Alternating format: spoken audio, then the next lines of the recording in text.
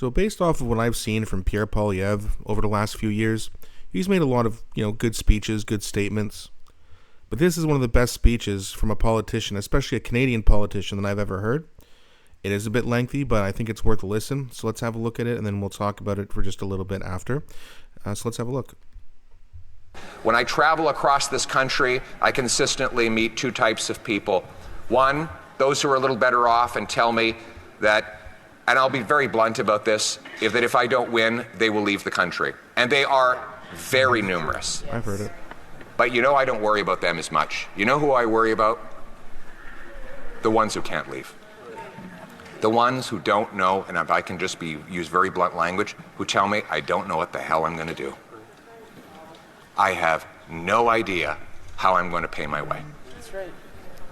I met a waitress at a restaurant not long ago, and she came up to me and she grabbed me by the hand and she said, "You have to win." And I said, "Oh, thank you, I appreciate your support."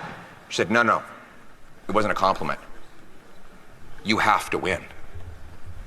And then she told me her story. She told me that she was working one full-time job and two part-time jobs just to pay her bills as a single woman in her late 50s. And she was tired of working all the time. So she cut everything out of her budget, every creature comfort, everything she enjoyed about her life, she cut it out so that she could drop one of those part-time jobs. And then one morning, she woke up and she walked outside and her car was gone. And she called her insurance and they said they weren't going to cover the replacement value. That's sad. So she had to take that job back because she simply cannot live her life without a car. Now you can bet your bottom dollar the guy who stole the car, he was probably out on bail. This was not his first job. That's right. Her taxes have gone up. Her heating bill has gone up. Her wages have not gone up. She's scared to go out in the streets in places where they didn't even lock the door not long ago. These are the people we're fighting for. These silly games over here, they're very entertaining. The soap opera that everyone's seized with today, that's all fine. But there are real people whose lives are on the line here, and we have a duty to work for them.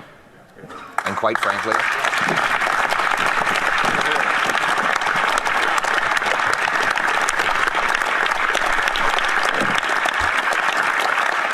this woman doesn't see me as any, or any of us as any kind of savior.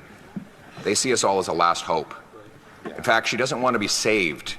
She just wants her life back. Yeah, exactly. She was taking care of herself just fine before her tax, her heat, her grocery bill went through the roof and her car went missing.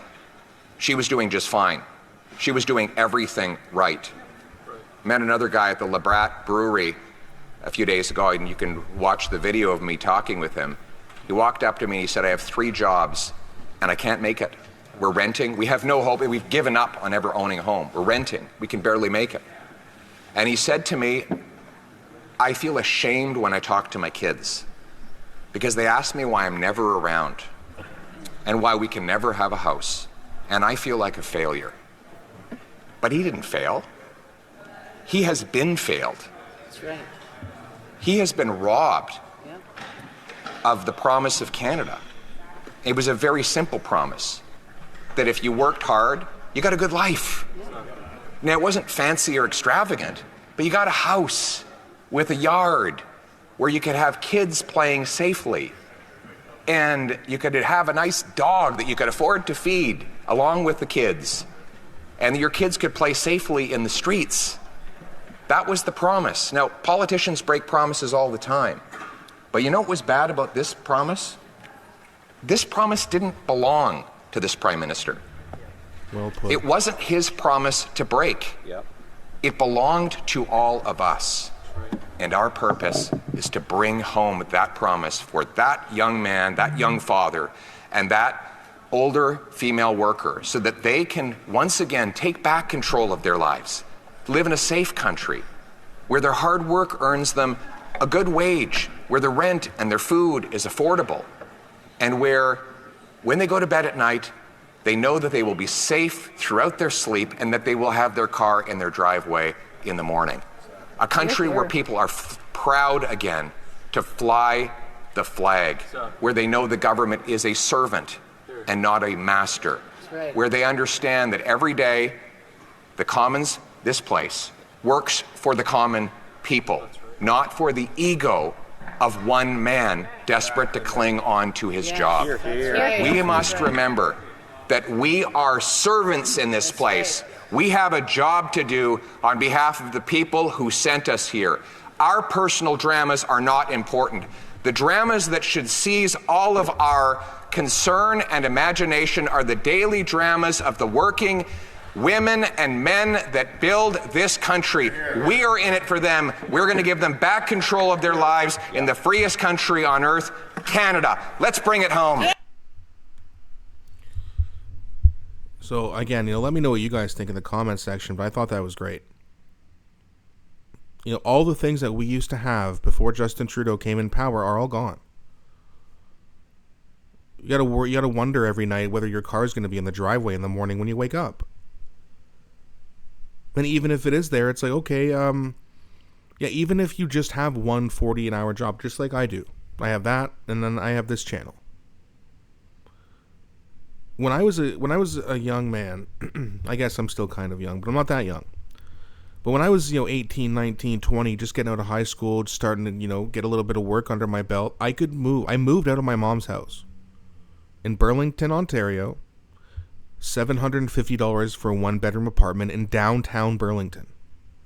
For those of you who are not from Ontario, that's a very expensive place to live. And for, considering back in 2008, you can get here in Hamilton, you could get a one-bedroom for $400 or $500. And I know because I looked, I saw it, they were available. That's gone now. And not only are they more expensive, it's triple the cost. You cannot find a place. I mean, if you find a place here in Hamilton for $1,200 or less, well, that's good, but that's very difficult now. Almost impossible. You're probably paying $14, $15, $16, depending where you live. And it's just not affordable. And what's happened with our wages over that time? They've been stagnant. They've barely gone up. The part of Hamilton that I live in, a lot of people have been complaining to our MP, Matthew Green, who is from the NDP, telling him, hey, listen, it's not safe. This was never the safest part of the city, or, it's not the safest place in Canada. Never was, but at least it was getting better. Well, now it's getting worse. We're going backwards again, guys. And that's why I love this speech by Pierre Poilievre, because he's just kind of honing in on exactly what's going on up here. He got it. Everything he said was right. And all the people who are worried about paying their bills, or if their car's going to be in the driveway, or if they're going to have food to eat, that was a rarity back then, before Justin Trudeau. Of course, there's been homeless people on the streets, but it's more common now. You lose your job and you go on unemployment, you're still going to need another job right away, because unemployment's not going to cover it. You're going to take a hit and you can't afford it. Even if you're lucky enough right now, like me, to only have one full-time job. One full-time job, like Pierre Poilievre said, should get you a decent life. Especially if you have dual income in your household. You and your wife, you and your husband are working. Okay, you got 80 hours a week coming in. That should be enough. And it's not. I mean, hell, you used to have just a man go to work, 10, 12 hours a day, long days. But when he came home, everything was taken care of. Then he got to be dad for a few hours. And a lot of people were just happier back then. They just were.